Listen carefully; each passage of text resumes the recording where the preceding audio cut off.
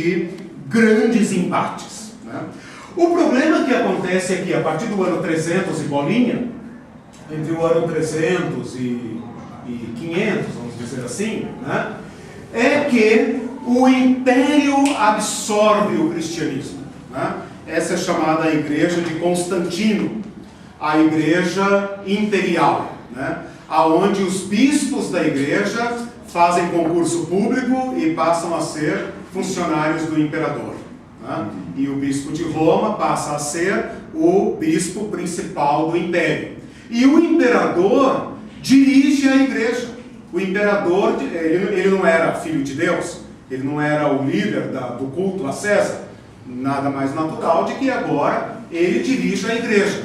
Essa igreja, então, amparada pelos poderes do Estado, né, transformadas em agentes de César, né, é claro que ela tende a se pacificar, né? Com o tempo ela vai até ela mesma perseguir, né? Porque logo depois ela se torna religião oficial. E se ela é religião oficial, as outras religiões são proibidas. E então a igreja vai participar de perseguição aos não cristãos. O problema é que isso traz para a igreja todo mundo, né? Cristãos e não cristãos, todo mundo vira cristão, porque onde tem religião oficial, todo mundo é cristão. Não se pergunta se você vai fazer decisão por Cristo, se você adere a Cristo ou não. Esta igreja tende a fazer uma interpretação do Apocalipse completamente diferente, né? Então aqui nós podemos pensar principalmente em Agostinho, que começa a falar de amilenismo, ou seja, a igreja conquistou o império. Pensa bem, se você, eu e você estivéssemos lá, se a gente não iria embarcar nessa. Jesus falou que o reino de Deus seria estabelecido na terra. Ora, César é agora um servidor de Cristo, né? Ou supostamente, né? Que diz que o malandro não se converteu até o último momento, né? Ninguém sabe até hoje se Constantino se converteu ou não. No futuro vamos saber, né? Se ele foi um ataque do inimigo sobre a igreja ou um favor de Cristo, né? O problema é que isso alterou completamente a nossa visão da história. Porque como eu estava dizendo, agora, meus irmãos, aquele que perseguia a igreja, agora eleva a igreja, coloca a igreja no trono. Então Agostinho praticamente não tinha outra opção a não ser dizer: o reino de Deus chegou. O que vamos fazer então com o milênio, Agostinho? Cristo que estabelece ou é depois e tal? Não, o milênio é simbólico. O milênio já chegou. Nós estamos em paz, né? Olha onde estão os nossos líderes. Estão no império. Eles são, assessores diretos de César, né? O próprio César, os outros, eu digo César no título, né? Os próprios Césares, Constantino e seus filhos e tal, vão ser batizados. Os bispos de Roma e de Constantinopla, as duas capitais do império, que assessoram o César. Então eles praticamente não tinham outra mentalidade a não ser dizer: o reino de Deus chegou, a igreja vai governar o mundo. Nós achávamos que Cristo viria, né? Iria libertar a igreja perseguida, a igreja sofredora da boca de Roma. Mas não, o reino de Deus chegou por outro modo, né? E essa é a cidade de Deus entre nós, é o mundo de Deus entre nós. E então a igreja de fato subiu ao poder, né? O que acontece aqui logo depois é que o Império Romano, vamos colocar assim, né? O Império Romano dividido em duas partes, né? O Ocidente e o Oriente, né? Aqui Roma e aqui Constantinopla, né? Aqui tinha um imperador e um bispo, vou colocar assim. Aqui tinha um imperador e um bispo, né? O problema é que este império aqui cai, né? E não fica, aqui cria um certo vácuo de poder, né? E quem é que sobra em Roma? O bispo de Roma. E esse bispo de Roma ocupa o lugar, é claro, né? se fala em política que não existe vácuo de poder, né? Se um poder diminui, o outro preenche imediatamente o espaço, né? Então aquilo que nós chamamos hoje de Papa, né, vai surgir mais ou menos nesse período aqui, né? Esse império cai. Quem é que vai fazer todas as negociações políticas aqui com os novos donos do mundo? Os chamados bárbaros, né? Que conquistam Roma, que governam a Itália, que tomam todos esses povos aqui da Europa. O bispo de Roma, né? Esse bispo de Roma começa a entrar em choque com o bispo de Constantinopla, né? Até que essas duas igrejas se separam. Igreja ortodoxa, igreja católica, né? E esse Papa aqui, então, passa a negociar com os novos donos do mundo. E então aqui vai surgir uma igreja imperial, né? Uma igreja que vai crescer tanto ao ponto de ser maior do que os imperadores. Ela é que vai colocar a coroa na cabeça dos imperadores. Em troca, os imperadores a protegem, né? Esta igreja perde a visão escatológica. Essa igreja pensa nela mesma como sendo o reino de Deus na terra. E ela passa a ser oficialmente opressora. Claro, ela governa o mundo, evidente. Se alguém não confessar que Jesus é o Cristo, fogueira, espada, pedra, forca, é isso, né? Por isso tem essas igrejinhas aí, né, e esses povos lá no infinito, lá que ninguém nunca ouviu falar, né? Porque a igreja oficial, né, não permite divergência, né?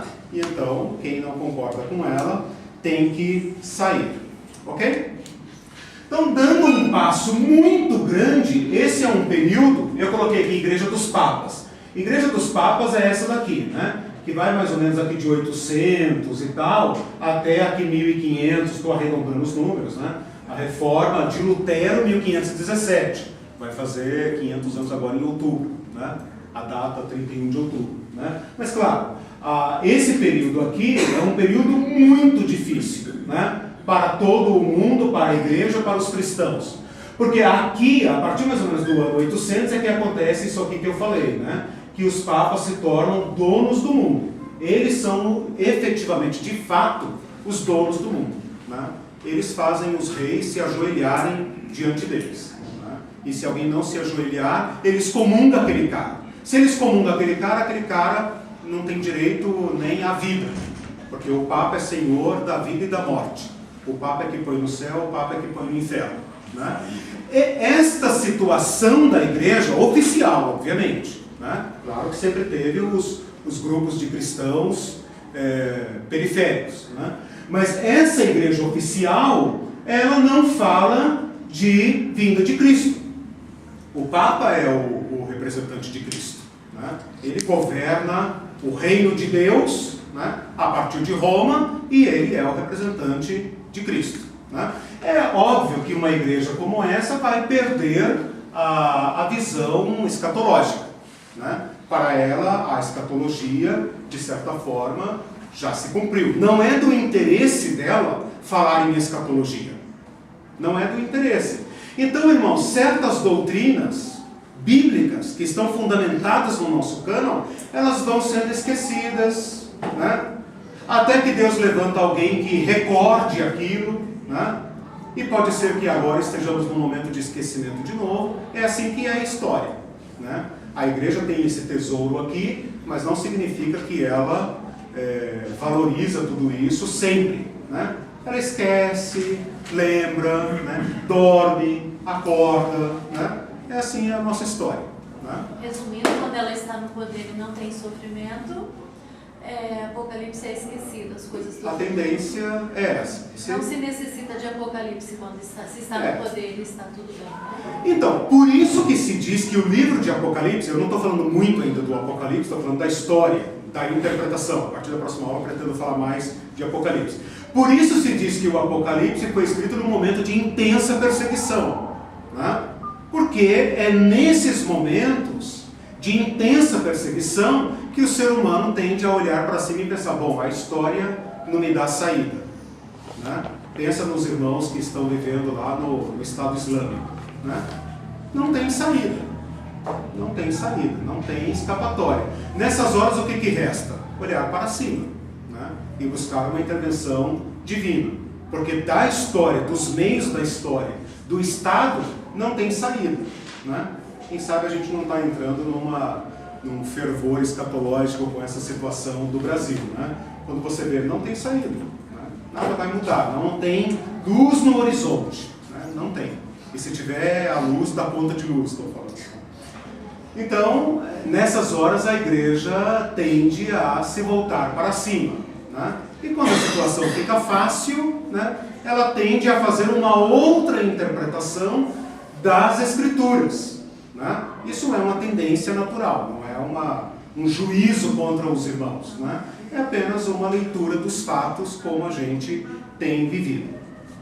É claro que em todo esse período há grupos que a gente poderia chamar de milenaristas, ou apocalípticos, ou escatológicos, né? Grupos que se apartam da igreja oficial, da igreja corrompida, e vai buscar a Deus nos cantos e buscar o apocalíptico, né? São grupos que muitas vezes na história se desviam completamente, se tornam heréticos, né? Porque eles não têm direção, eles têm uma teologia oficial que está corrompida, né? E eles saem e eles não têm Bíblia, eles não têm textos, eles não têm nada, né?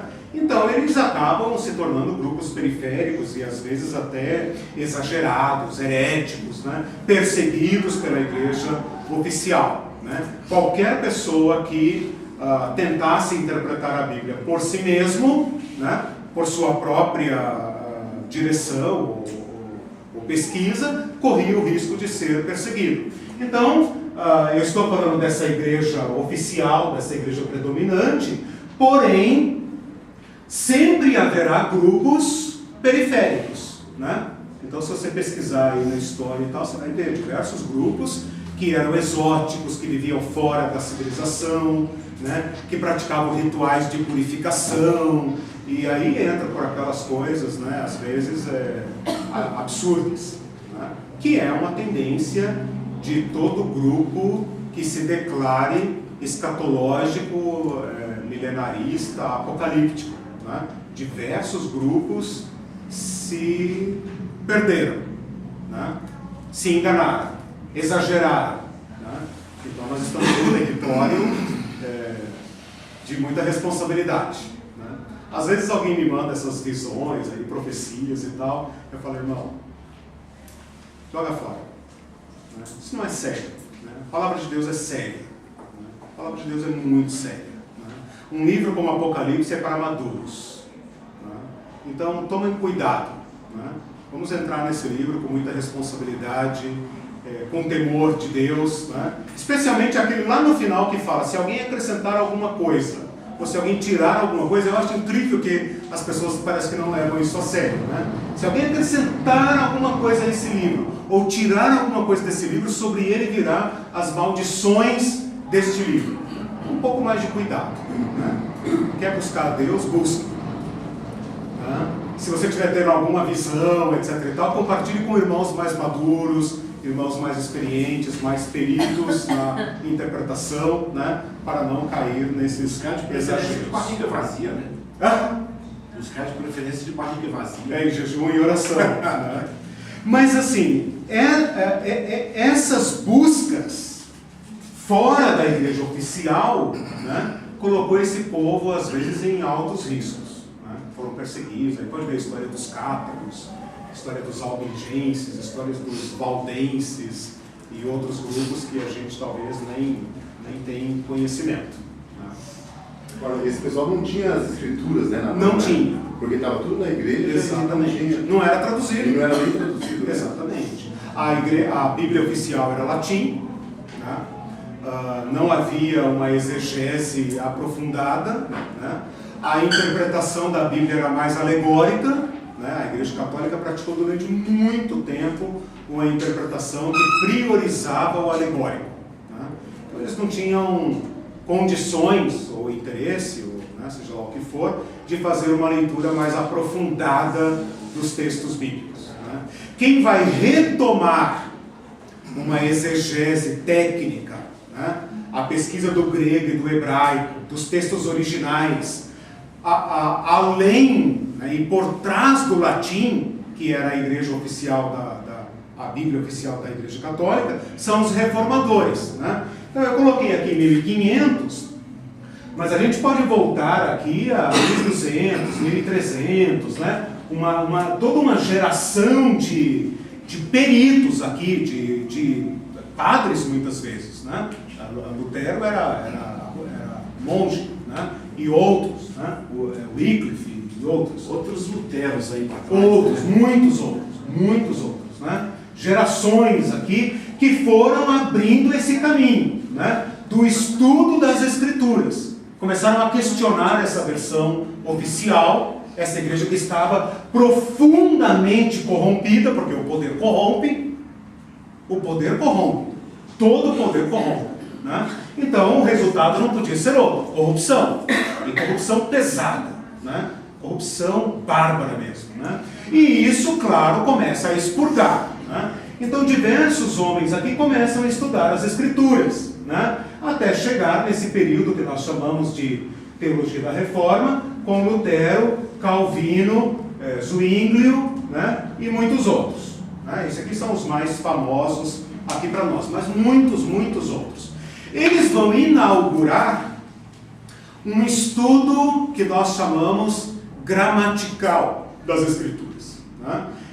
Tendo poucos recursos, pouco conhecimento do grego e do hebraico, né? Limitado, muito mais limitado do que o que nós temos hoje, muito menos manuscritos do que nós temos hoje, né? Eles começaram essa leitura dos originais. Né? Lutero traduziu quase a Bíblia toda para o alemão, né? Se não toda, quase toda. Né? Calvino também, né? E muitos outros. E a Bíblia começou a ser traduzida para diversas línguas, como que se fala? Vernáculo, né? A língua natural. Isso abriu portas para o estudo das Escrituras. Porém, não posso dizer que eles aprofundaram o estudo da escatologia. É claro que Calvino, Lutero e tal falaram da escatologia, obviamente. Né? Mas não se pode dizer que eles nos deram uma grande abertura para a escatologia. Por dois motivos. Dois motivos principais que eu coloquei aí na apostila. Primeiro, eles estavam muito ocupados em se defender teologicamente da luta, do embate teológico com a Igreja Católica. Né? A luta desses homens e mulheres, que tem reformadoras também, né? A luta desses homens e mulheres contra o bloco hegemônico da Igreja Católica foi algo inimaginável para nós hoje. Né? Enfrentar um poder absoluto como sendo o da Igreja Católica, na época, estou dizendo hoje, na época, né? Foi algo assim para nós inimaginável. Né? Esses homens de fato são heróis, né?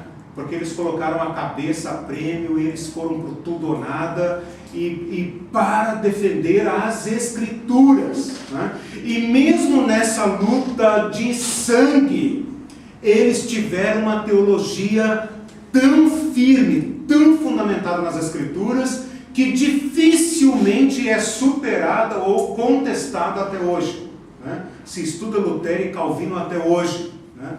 Então aquilo que eu falei no início, que nós interpretamos a Bíblia a partir do nosso momento histórico, a partir da nossa formação intelectual, eu fico sempre impressionado como que eles conseguiram fazer uma ruptura tão profunda em relação ao seu mundo, a sua própria formação teológica, e legar para a igreja uma teologia tão importante.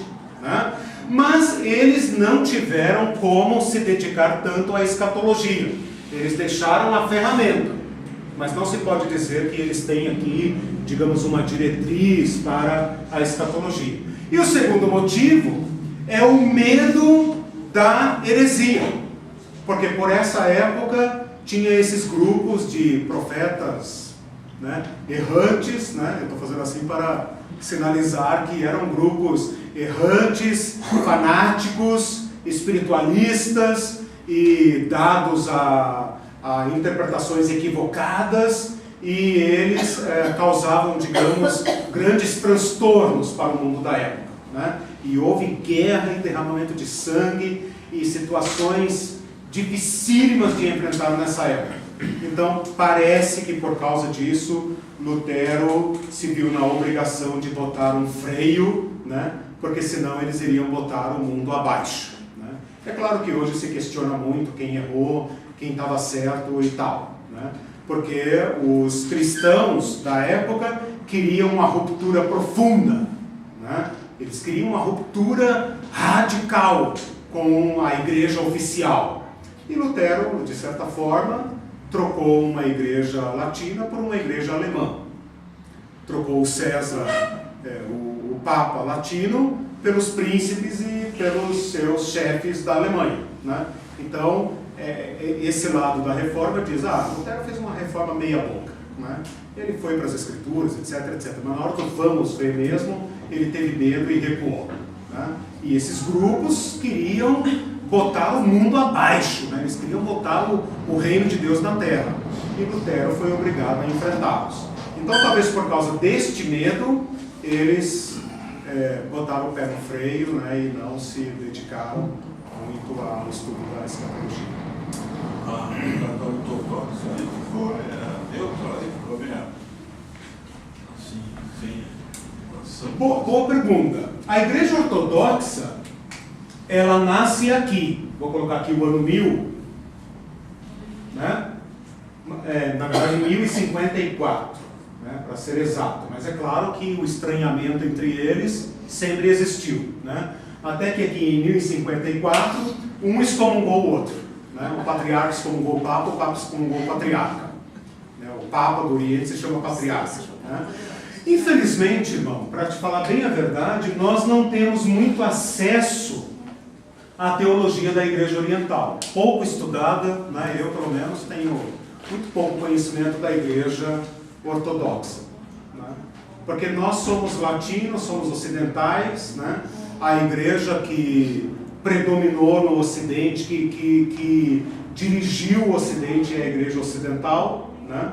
A igreja que fundou o Brasil é a Igreja Ocidental, né? O Brasil foi inventado por ordens do Papa, né? Então nós temos pouco acesso. Boa pergunta, vou até dar uma olhada nisso. Não sei se o pastor Zacarias, né? Não sei dizer. Agora, a gente conhece místicos, né? Talvez poderia dar essa direção. A Igreja Oriental é mais mística, né? Então é possível que eles tenham lá, mas eu vou dar uma olhada nisso. Isso me despertou uma curiosidade agora. Eu tenho uma tarefa para a semana, olhar um pouco da escatologia da Igreja Ortodoxa. Na parte da Rússia foi o... Sim, Igreja Ortodoxa. Agora veja, a igreja aliada ao poder, a igreja que se serve dos poderes do Estado, tende à corrupção, né? E isso é algo que nós temos que encarar, né? A gente fala, na Rússia estourou o comunismo e proclamou o ateísmo e disseram que a religião era o ópio do povo e tal. E tem razão. Aquela igreja estava tão profundamente corrompida, tão comprometida com os imperadores da Rússia, por exemplo, né? E usando o cristianismo como aguinha de açúcar para o apobraiado e dizendo, vocês terão um reino nos céus, fiquem aí na sorte de vocês, né? Porque no céu, no reino de Deus, vocês serão felizes, que a bomba estoura, sempre estoura, né? Então, esse cristianismo associado com dinheiro, com poder, com política, com os meios do mundo, ele se torna maligno. E Jesus falou isso. Não presta para nada, a não ser para ser pisado pelos homens. E foi pisado, né? Então, quando Marx disse a religião é o ópio do povo, é mesmo. É mesmo. Se ela for usada para justificar opressão, justificar a malignidade, a corrupção, a injustiça, etc., e para oprimir pessoas e manter pessoas no fundo da pirâmide social, essa religião não é a religião de Jesus. E ela é cuspida mesmo. Né? Então, essa religião, de fato, se torna uma droga. No anterior, qualquer coisa você podia ser excomungado, ou como é que se diz o pecado da... É um pecado que não pode ser perdoado. Pecado perdoado, pecado capital. Mortal. Então o cara vai lá, ele faz o que bem entende e você não faz nada, fica na sua dele. Uma vez um moleque na classe me virou a carteira assim, quando isso o cara chegou lá de batida e tudo, me deu um tapa. E se fosse hoje eu pegaria ele e tirava a batida do bicho lá dentro da sala. Porque O poder é muito. a gente fica aguentado, né? Sim. Poder absoluto, né? A gente não conhece mais isso, né? Isso é passado. Bom, deixa eu caminhar aqui para o final. Eu coloquei aqui a igreja do pietismo, não é petismo, porque aqui embaixo faltou um i, o corretor estragou e ficou apreciado pelos petistas, por favor. Pietistas. É que se você escrever pietista no corretor, ele corrige e tira o i, né? Ele não conhece a palavra pietismo. Né? Pietismo é um movimento de renovação da igreja reformada. Né? Então, essa igreja aqui da reforma, ela se torna uma igreja, ela tem que debater tanto teologicamente, que ela acaba se tornando uma igreja formal, litúrgica e acadêmica. Né? Porque ela foi obrigada a mergulhar fundo na teologia para fazer frente à Igreja Católica, para contestar a Igreja Católica, ela teve que encontrar seus próprios fundamentos. Né? E por ser também uma igreja ligada ao poder, né? Ligada aos príncipes de cada lugar, ela acaba se tornando uma igreja oficial, uma igreja litúrgica, uma igreja acadêmica. Toda vez que isso acontece, e essa religião, né, oficial, formal, né, não agrada, alguns cristãos falam assim, não tem jeito, eu quero orar, né, eu quero buscar a Deus, eu quero. Então sempre vão surgir os grupos de renovação, né, ou pentecostes, ou carismático, e nesse caso aqui chamado pietista. Grupos de santidade, né, grupos de vida piedosa, grupos de busca de Deus, grupos de oração, né, de vivência da fé. Todas as vezes que você tem uma religião oficial, você não tem conversão, concorda? Você tem o fenômeno do cristão nominal. Né? É o que acontece, por exemplo, no batismo de criança, em tese. Né? Porque você tem uma religião oficial. Teu filho nasce, o que você vai fazer? Você vai perguntar para ele, meu filho, você quer ser batista, católico, assembleiano, macumbeiro, espírita, o que você quer ser? Ateu, né? Não. Você leva na tua igreja e batiza. E você é o que teu pai sempre foi. Meu avô era, eu sou, etc. É afeto dos meus pais e tal. É isso. E isso não é conversão. Pelo menos na nossa visão. Né? Que esqueci de dizer. Nós somos fruto dos grupos radicais, né? Dos grupos que botou para quebrar. Né? Nós somos da reforma radical, daqueles grupos que não se alinhou a ninguém, se tornou um problema tão sério na Europa que não tiveram solução a não ser nos expulsar para as Américas. Né? Por isso, os Estados Unidos é fundado pelos, né, por diversos religiosos, né, presbiterianos, principalmente batistas. Eu fiquei com uma dúvida aí, no Lutero, ele não foi ameaçado de morte, não foi radical? Radical, não. No sentido desse grupo de reforma? Não, ele foi ameaçado de morte pela Igreja Católica, porém protegido pelos príncipes alemães. Né? Então ele passou de um estado para outro e passou a ser apoiado ali. Mas quando eu chamo radical, eu estou dizendo aos grupos que queriam romper com o Estado. Romper de igreja a igreja, Estado a Estado. Esses grupos, nós batistas, somos frutos desses radicais aí. Esses grupos que não se alinhavam com ninguém, que queriam simplesmente viver um cristianismo independente. Tipo, ninguém mete o bedelho na nossa fé. Não é príncipe que vai dizer como eu tenho que crer, como eu não tenho que crer. Inclusive, a Bíblia manda batizar, eu vou batizar, mas não pode, mas eu vou, porque está escrito na Bíblia. Por isso que nós somos assim, né? Radicais. O conteúdo da reforma proposta por Lutero foi completo, né? No sentido de... Foi, teologicamente sim. Se eles não conseguiram desenvolver todas as áreas da teologia, eles nos deram a ferramenta. O que é a ferramenta? A Bíblia na nossa língua, né? A Bíblia em grego. Né? Então eles nos deram isso que nós chamamos, né, pastor Zacarias, na teologia, de interpretação histórico-gramatical. Ou seja, nós vamos estudar o texto nos originais, vamos comparar manuscrito com manuscrito, né, para ver o que a Bíblia está dizendo. Ah, mas o Papa diz, bom, opinião dele, o Papa não tem que dar autoridade sobre nada. É as Escrituras, por isso, sola a Escritura. A Bíblia é nossa regra de fé e prática. Né? Bom, esses movimentos de renovação que eu estava dizendo aqui, eles são grupos que vão começar a adotar uma posição nova, né? Uma posição que vai surgir aqui chamada pós-milenismo. Então veja, eu falei aqui do pré-milenismo, falei mais ou menos por aqui do amilenismo, né? Amilenismo, e agora eu vou falar de uma nova visão chamada pós-milenismo. É claro, né? Nós estamos aqui, vamos supor, ano 1700, 1600 e tal, né? Estamos mais ou menos por aqui. Jesus Cristo já foi embora tem 1500 anos. Então é natural que a gente considere uma interpretação pós-milenista. Ou seja, o milênio é isso aqui, né? O milênio já passou. E agora então Cristo vem, né? Pós-milenismo. Então essa posição pós-milenista, ela vai ter uma grande predominância mais ou menos nesse período aqui. Se a gente colocar aqui o ano 1900, né?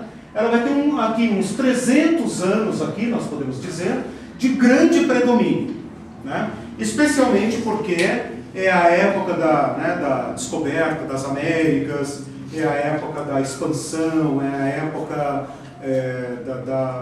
da prosperidade, é a época da tecnologia, é a época da ciência, né? E parece que o mundo caminha para um grande clímax, né? Caminha para um grande desfecho.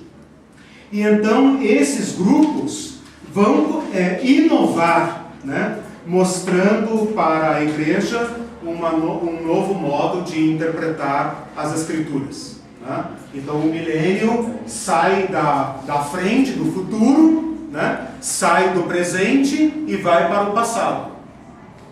Mas essa posição não poderia ter nascido antes. Né? Ela só pode nascer de 1500 para frente, daqui para frente. Né? A partir da reforma, da liberdade de interpretar as Escrituras e da situação histórica do mundo. Né? Então esses irmãos, estudando as Escrituras, começaram a chegar a essa conclusão. Com isso, nós chegamos aqui por volta do ano 1800. Então, se alguém tiver alguma pergunta e tal. O evento do Gutenberg, imprensa. Isso aqui, né? Aqui na reforma. Né? Outro cara que a gente esquece aqui, né, que eu não falei, é Erasmo de Roterdã, né, que era católico e que foi o cara que montou a versão oficial do grego, né, que nós adotamos até hoje. Tem gente que não aceita outra tradução a não ser essa de Erasmo de Roterdã, católico. Né? Católico reformador, católico contra o Papa, porém não radical como Lutero. Né?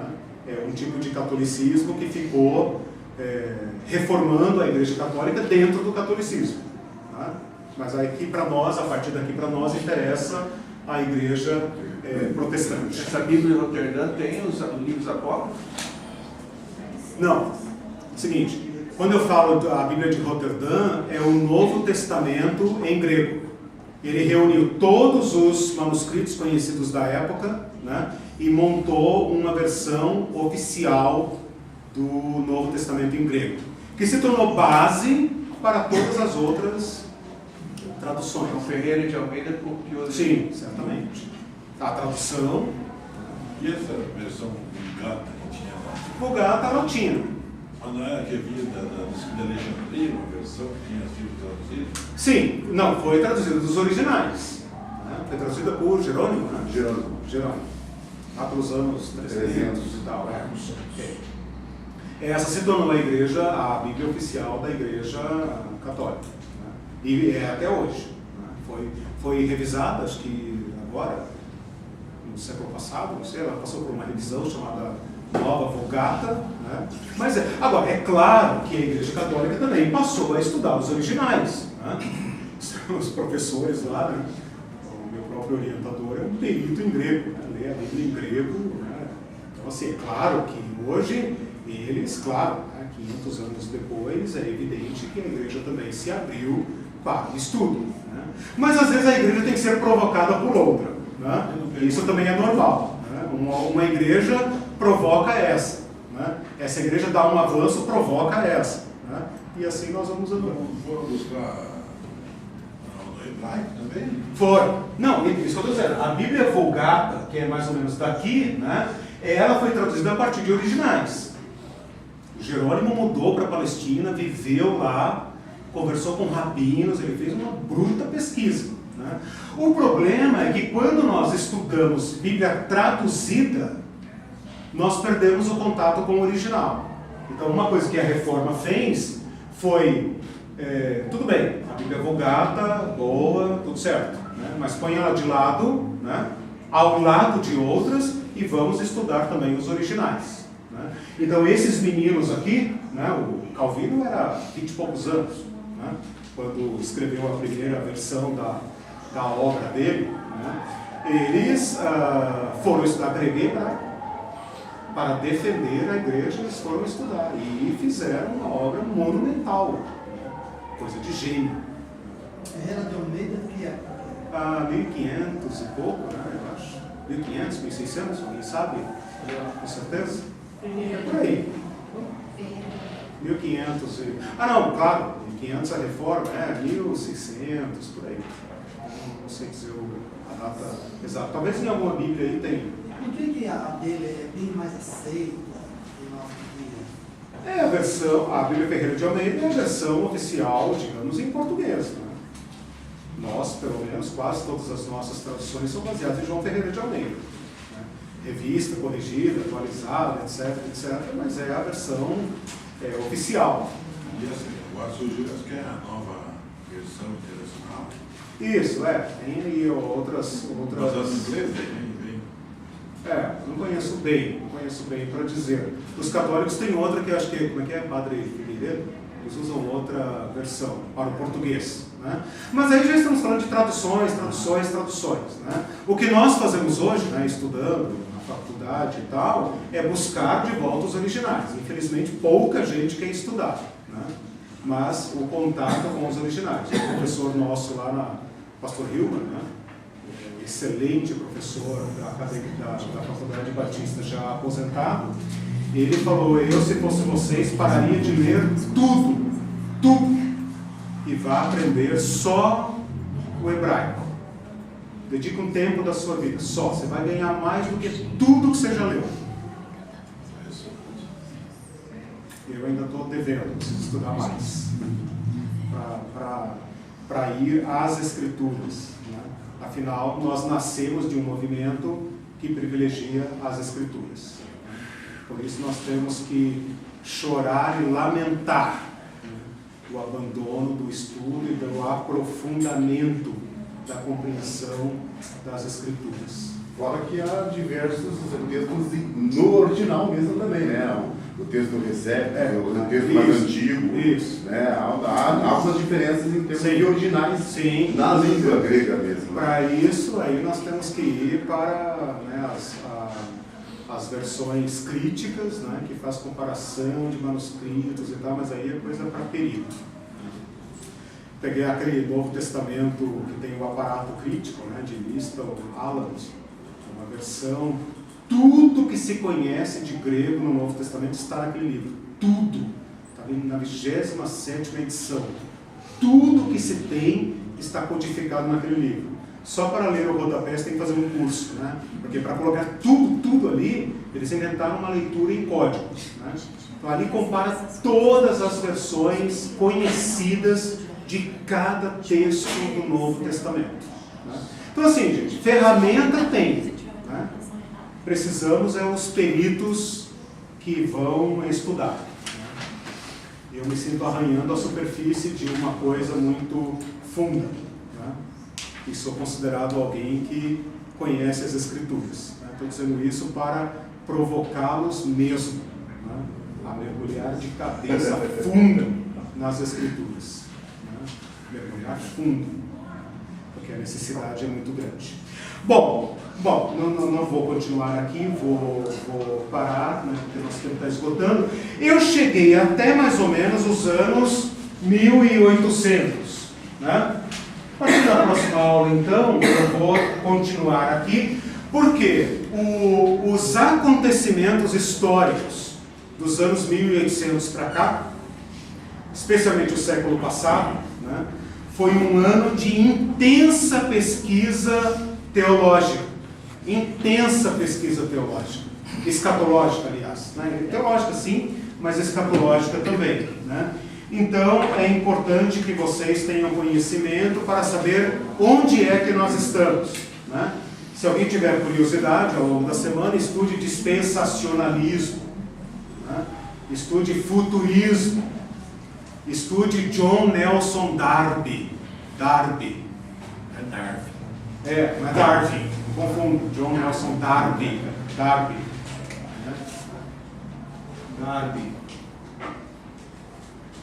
Scofield. Ups. Tem a Bíblia dele aí, né? Scofield. E o Adventismo, né? O Adventismo, que nasce de uma busca da interpretação escatológica, né? Dá com os burros na água em muitas coisas, né? Mas não deixa de ser um grito de irmãos, né, contra o relaxo da igreja. Então a igreja, quando relaxa, ela suscita essas pedras que clamam, né, que colocam na cara da igreja o clamor, né? Por isso é que nós devemos, ao longo desse semestre, colocar as cartas na mesa, né? Dizer, é a herança nossa, é alimento, é a palavra do Senhor, né? E recepcionar isto e levar para a nossa fé, inclusive para uma aplicação atual. O nome desse curso não é escatologia, o nome desse curso é esperança. Esperança, né? Esperança é o que se tem agora, não no futuro. No futuro você tem o cumprimento da esperança. O que nós temos agora é esperança. O Apocalipse é para agora. A gente vendo aqui o poder, desde lá de trás, quando você falou do império, e entrando dentro dos bispos, a Igreja Católica, inclusive dentro da arte, né? Ali na história onde está dos papas ali, a história dos castrates, dos meninos que eles castravam para ficar com a voz fina, dizendo que seriam vozes de anjo, assim como eles determinavam as coisas nas famílias. E a gente vê essa história percorrendo, eu venho de uma família mineira, onde toda a família tinha que ter um padre. Eles escolhiam, você tem que ser padre, um tem que ser padre na família, a tradição. Então a gente vê isso até ali na reforma, o domínio da igreja realmente. Esse período aqui, isso aqui dá 700 anos, né? Desde esse período aqui até mais ou menos por aqui, né, de domínio do mundo total. O renascentismo. Agora, a lição que a gente deve tirar é a seguinte, né? Nós também vamos fazer uma leitura da Palavra de Deus a partir do nosso tempo. Nós também estamos condicionados pelas nossas circunstâncias, por toda essa história, né? Nós estamos aqui, ó, olhando para trás, né? Tudo isso aqui é herança nossa. É que nem história de família, né? Tem coisa feia, tem coisa bonita, tem guerra, tem vitória, tem santo, tem pecador, tem de tudo aí. Tudo história nossa, né? Nós fazemos uma leitura aqui e tal, nós podemos fazer crítica disso, nós podemos avaliar. Puxa, mas esses caras aqui erraram. No tempo dele ele foi honesto. Mas a história mostrou que eles erraram, né? Então nós podemos fazer essa avaliação crítica. Porém, nós estamos condicionados pelo nosso momento histórico. E os irmãos do futuro vão nos julgar, né? Então nós estamos no mesmo barco, né? E cabe a nós, à luz desses eventos passados, de erros e acertos da igreja, né? Graças a Deus por homens como esses, né? Que deram essa guinada na igreja, tantos, né? Que fizeram correções, às vezes pequeninas, mas que salvaram uma geração de cristãos, né? Colocou azeite na igreja para ela iluminar por mais 100 anos, às vezes 10 anos, né? Por esses que, voltando-se para o estudo das Escrituras, abençoaram a vida da igreja. Se fizermos uma analogia espiritual do poder de Satanás agindo aqui e o Espírito Santo levantando vidas, a gente percebe, né?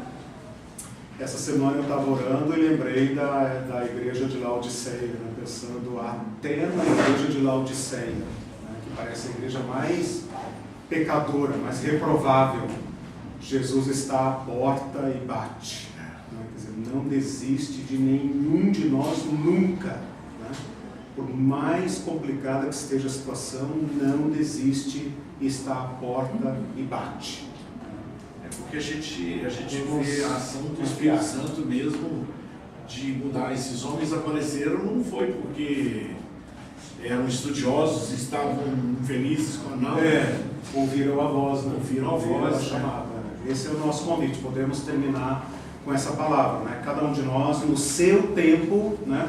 Não adianta nos gloriarmos dos irmãos do passado, nem criticarmos eles, né? No nosso tempo, agora, esse é o tempo e esse é o lugar. Não adianta dizer, queria viver numa outra época mais espiritual, onde os irmãos, não sei o que. Não, você não está lá, você está aqui. Também não adianta dizer, queria viver num país em que houvesse, parará. Não importa, você está aqui. E aqui, neste lugar, neste tempo, seremos igreja do Senhor. Proclamadores da fé, herdeiros de toda essa bagagem para o louvor de Cristo. Senhor, nós nos humilhamos diante de Ti, nós nos colocamos na presença do Senhor com temor e tremor e rogamos ao Senhor a graça de sermos portadores do testemunho de Cristo, do testemunho da igreja, a tradição dos nossos irmãos do passado, aderirmos a eles, a sua bagagem e sermos dignos, Senhor, do Evangelho neste tempo, nesse lugar. Oramos por nós, Senhor. Oramos para que o Senhor nos mantenha acesos, firmes, acordados, vigilantes, como pessoas que discernem os tempos, os sinais, as épocas e anteveem antes, Senhor, dos outros o que o Senhor está fazendo, os caminhos do Espírito nesse tempo para o nosso lugar. Oramos por nós, oramos confiados na sua graça, na sua fidelidade, na sua misericórdia, em nome de Jesus. Amém. Amém, irmãos.